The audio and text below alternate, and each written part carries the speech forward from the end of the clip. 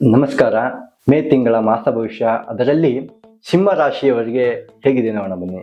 ಈ ರಾಶಿಯವರಿಗೆ ಶಕ್ತಿಶಾಲಿ ನಾಯಕತ್ವದ ಅವಕಾಶಗಳು ಬಹಳಷ್ಟು ಇರ್ತಕ್ಕಂಥದ್ದು.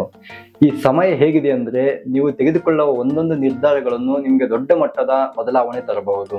ಹಾಗಾಗಿದ್ರಿಂದ ನೀವು ಯಾವುದೇ ನಿರ್ಧಾರಗಳನ್ನು ತೆಗೆದುಕೊಳ್ಳಬೇಕಾದ್ರೆ ಬಹಳಷ್ಟು ವಿಚಾರ ಮಾಡಿಬಿಟ್ಟು ತೆಗೆದುಕೊಳ್ಳಬೇಕು. ನಿಮ್ಮ ಪ್ರಭಾವ ಹೆಚ್ಚಾಗುತ್ತದೆ. ಹಾಗೆಯೇ ಹಣದ ಹರಿವು ಉತ್ತಮವಾಗಿರ್ತಕ್ಕಂಥದ್ದಿದೆ. ಆದಾಯಗಳ ಮೂಲ ಬರ್ತದೆ. ಹಾಗೆಯೇ ಹೂಡಿಕೆಗಳಲ್ಲಿ ಲಾಭ ಸಿಗುವ ಸಾಧ್ಯತೆ ಜಾಸ್ತಿ ಇದೆ. ಅತಿಯಾದ ಖರ್ಚಿನ ಕಡೆಗೆ ಮಾತ್ರ ಸ್ವಲ್ಪ ನಿಗಾ ವಹಿಸಬೇಕು, ನಿಯಂತ್ರಿಸಬೇಕು.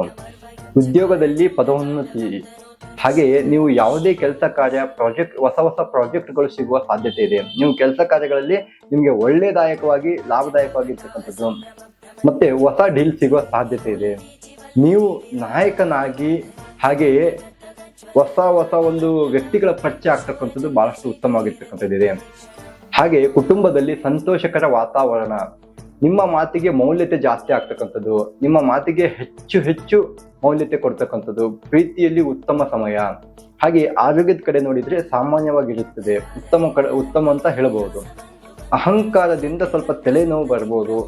ಹಾಗಾಗಿದ್ರಿಂದ ಸ್ವಲ್ಪ ಯೋಗ ಮತ್ತು ವಿಶ್ರಾಂತಿ ಬಹಳಷ್ಟು ಅಗತ್ಯವಾಗಿರ್ತಕ್ಕಂಥದ್ದು. ನಿಮಗೆ ಅತಿಯಾದ ಆತ್ಮವಿಶ್ವಾಸ ತಪ್ಪು ನಿರ್ಧಾರಕ್ಕೆ ಕಾರಣ ಆಗಬಹುದು. ಹಾಗಾಗಿ ನೀವು ಯಾವುದೇ ನಿರ್ಧಾರ ತೆಗೆದುಕೊಳ್ಳಬೇಕಂದ್ರೆ ಹಿರಿಯರ ಸಲಹೆ ಪಡ್ಕೊಂಡ್ಬಿಟ್ಟು ನೀವು ಒಂದು ನಿರ್ಧಾರ ತೆಗೆದುಕೊಂಡ್ರೆ ಬಹಳ ಒಳ್ಳೆಯದು. ಈ ರಾಶಿಯವರಿಗೆ ಶುಭ ದಿನಾಂಕಗಳು ಅಂದ್ರೆ 1, 7, 13, 19, 25. ಹಾಗೆ ದಿನಾಂಕಗಳು ಅಂದ್ರೆ 4, 10, 16. ಈ 3 ದಿನಾಂಕಗಳಲ್ಲಿ ನೀವು ಯಾವುದೇ ಕೆಲಸ ಕಾರ್ಯಗಳು ಮಾಡಬೇಕಂದ್ರೆ ಸ್ವಲ್ಪ ಎಚ್ಚರ ವಹಿಸಿ ಮಾಡಿದ್ರೆ ಬಹಳಷ್ಟು ಒಳ್ಳೆಯದು.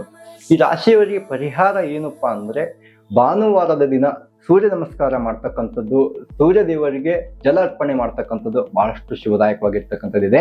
ಹಾಗೆಯೇ ಹಸುವಿಗೆ ನಿಮ್ಮ ಕೈಯಿಂದ ಎಷ್ಟಾಗುತ್ತೆ ಅಷ್ಟು ಫಲದಾನ ಮಾಡೋದು ಬಹಳ ಒಳ್ಳೆಯದು. ನಮಸ್ಕಾರ. ಹೆಚ್ಚಿನ ಮಾಹಿತಿಗಾಗಿ ನಮ್ಮ ಪೇಜ್ ಫಾಲೋ ಮಾಡಿ, ಲೈಕ್ ಮಾಡಿ, ಶೇರ್ ಮಾಡಿ. ಇದೇ ತರದ ಮಾಹಿತಿಗಾಗಿ ನಮ್ಮ ಚಾನಲ್ ಅನ್ನು ಸಬ್ಸ್ಕ್ರೈಬ್ ಮಾಡಿ.